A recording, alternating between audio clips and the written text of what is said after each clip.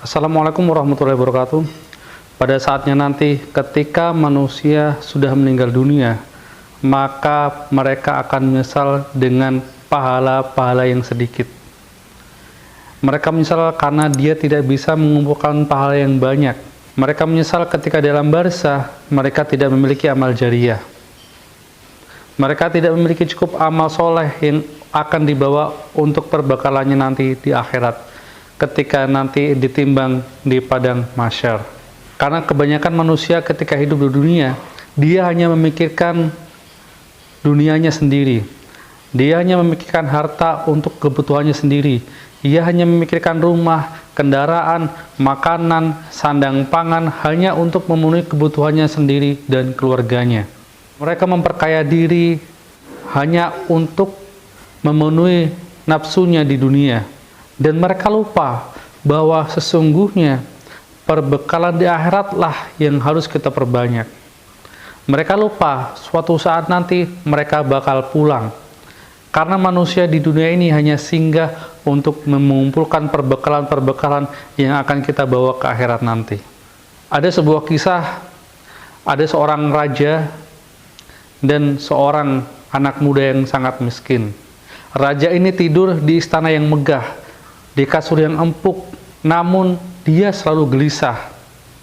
Akhirnya sang raja ini dengan bala tentaranya, dengan pengawalnya, dia mendatangi desa-desa tersebut.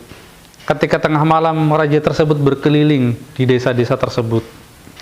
Lalu raja tersebut menemukan seorang anak muda yang miskin, tidur dengan sangat pulasnya, tidur mendengkur dengan sangat nyenyak sekali. Maka sang raja ini mengatakan, sungguh pulas sekali anak ini tidurnya. Maka sang raja ini mengatakan kepada pengawalnya, pengawal, bawa anak muda ini ke istana, angkat dia dengan perlahan-lahan, jangan sampai dia bangun, dan bawa ke istanaku. Lalu pemuda ini sampailah di istana sang raja. Lalu sang raja mengatakan, bawa masuk ke dalam kamarku. Lalu pemuda ini diangkat, dibawa masuk ke dalam kamarnya raja.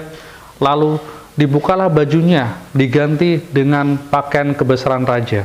Ketika di pagi hari, anak muda ini terbangun.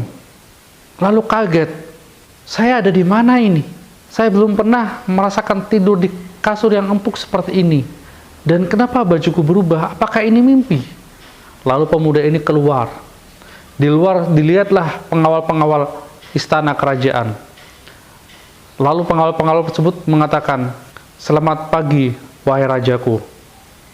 Apa yang perlu saya bantu? Apapun keinginan raja akan kami penuhi.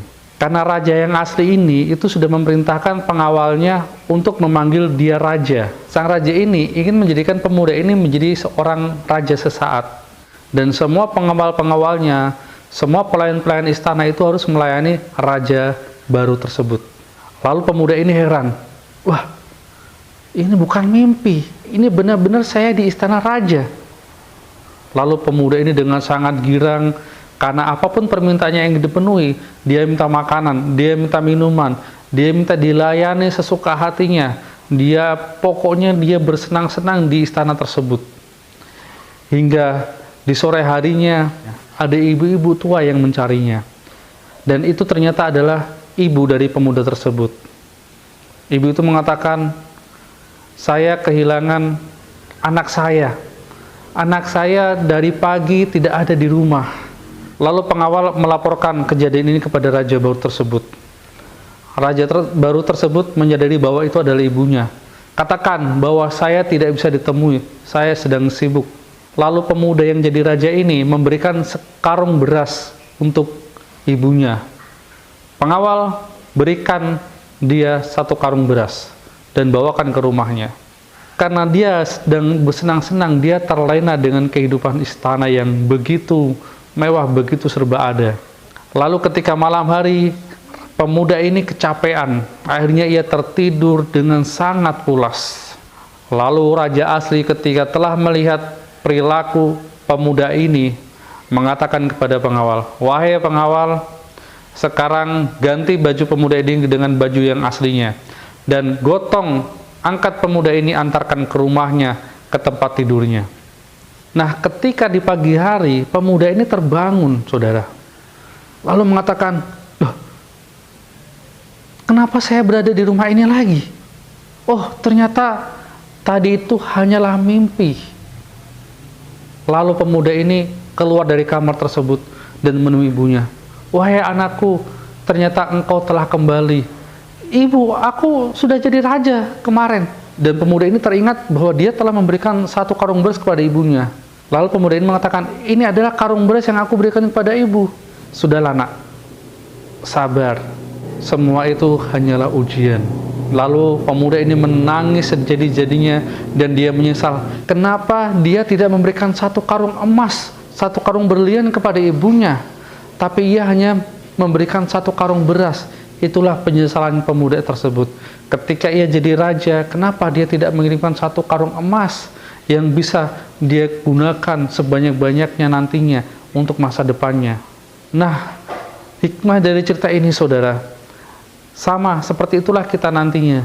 Ketika kita di dunia ini, kita menghemat harta kita, kita tidak mau menyisihkan harta kita untuk di jalan Allah, kita tidak mau menyedekahkan harta kita untuk bekal akhirat kita nanti. Seperti itulah, saudara.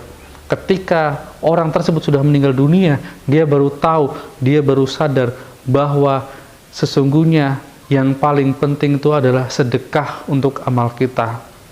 Dia menyesal, kenapa dulu ketika hidup di dunia, dia tidak bersedekah sebanyak-banyaknya. Dia tidak memikirkan tabungan akhirat sebanyak-banyaknya. Malah ia perbanyak tabungan dunianya. Itulah penyelesaiannya, saudara. Ketika sudah meninggal dunia, ternyata pahala-pahala kita, sedekah kita, amal-amal kita, itulah yang sangat penting, yang bisa menolong masa depan kita nanti di akhirat, yang bisa memberatkan timbangan kita untuk mendapatkan surganya Allah Subhanahu wa Ta'ala. Semoga kisah ini bermanfaat. Billahi taufiq wal hidayah. Wassalamualaikum warahmatullahi wabarakatuh.